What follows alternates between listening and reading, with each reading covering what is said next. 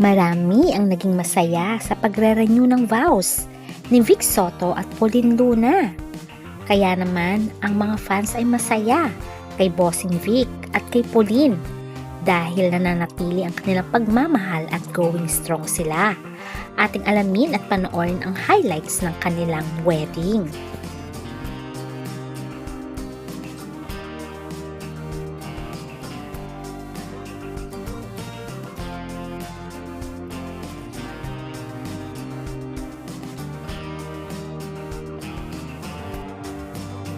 Isa sa maituturing ng icon ng Philippine showbiz ay walang iba kundi si Vic Soto. Bukod sa magaling siyang komedyante, ay producer pa ito at director. Kaya naman maraming mga babae talagang humahanga sa kanya. Pero ganun pa man, ay talaga namang maraming fans ang nagmamahal kay Bossing Vic. At sila rin ang nag-umpisa ng Itbulaga. Hanggang ngayon, ilang dekada na ang lumipas, pero namamayagpag pa rin ang Itbulaga.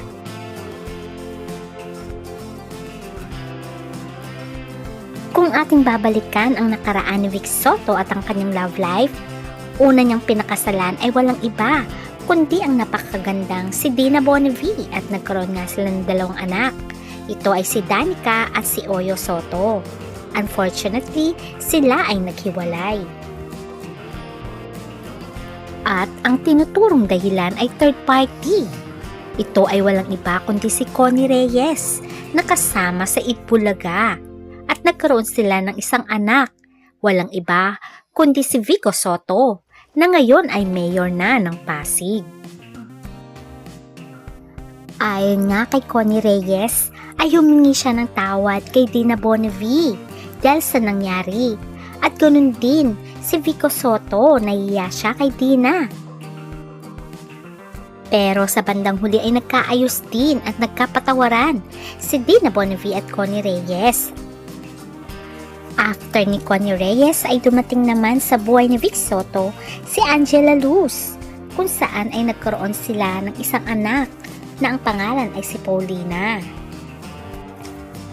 After nun ay nagkaroon pa ng ibang girlfriend si Vic Soto. Then natagpuan niya na nga si Pauline Luna.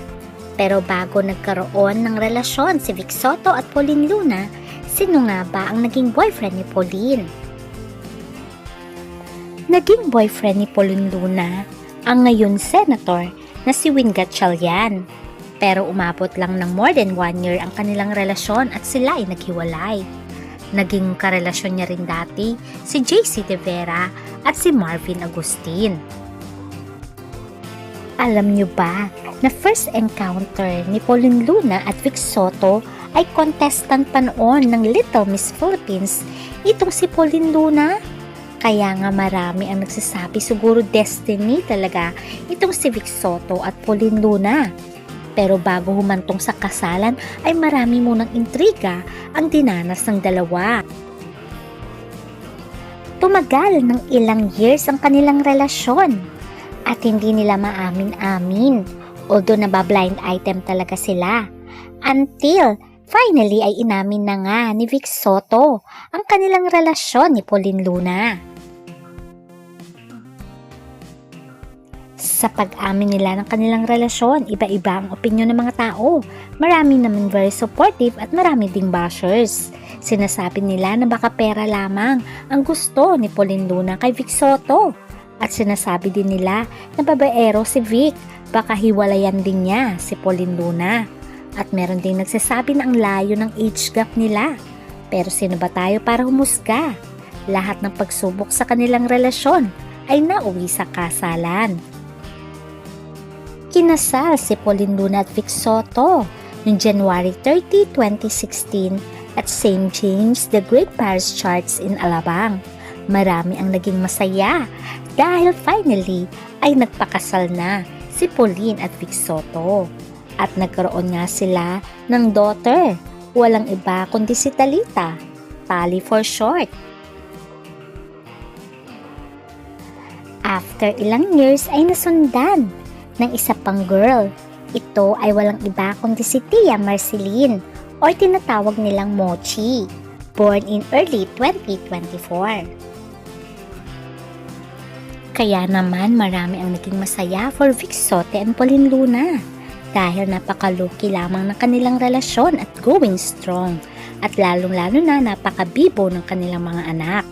At alam nyo ba na si Pauline Luna talaga ang gumagawa ng paraan para magkaroon ng bonding ang mga bata kasama rin ang mga anak ni Vic Soto sa kanyang mga dating karelasyon.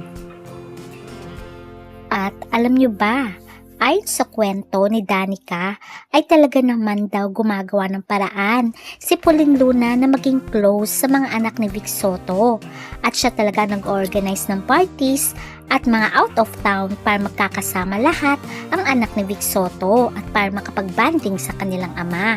Kaya maraming natutuwa kay Pauline Luna dahil sa napakabait nitong stepmom. Ayon nga sa kwento ni Pauline Luna, mula nung sila ay magkaroon ng relasyon ni Vic Soto at sila ay nagpakasal, ay marami talagang mga iba't ibang pagsubok. Especially, ang peg nila noon ay Me Against the World dahil alam naman natin na napakalaki ng age difference nila. Pero sabi nga niya ay nandun ang pagmamahalan nila ni Vic, mutual respect at ang faith nila, kaya lalong tumatagal ang kanilang relasyon na nandun din ang unconditional love. Kaya naman, ngayon ay nag-renew sila ng vows noong January 30, 2026. 10 years na silang married, kaya nag-decide sila to renew their vows. Ating panoorin ang ibang highlights ng kanilang wedding.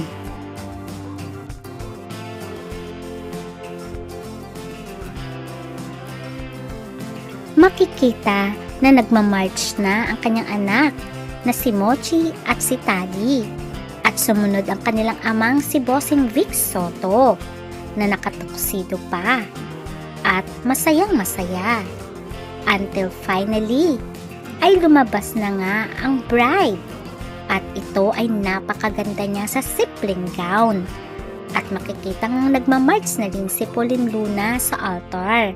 Ito ay garden wedding at sila ay nagpakasal muli to renew their marriage vows.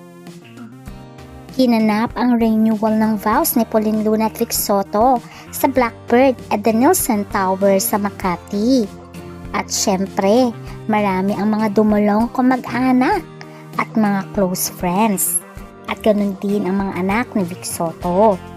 Kaya naman kay Pauline at Vic, congratulations! Sana tumagal pa ang inyong relasyon for a lifetime.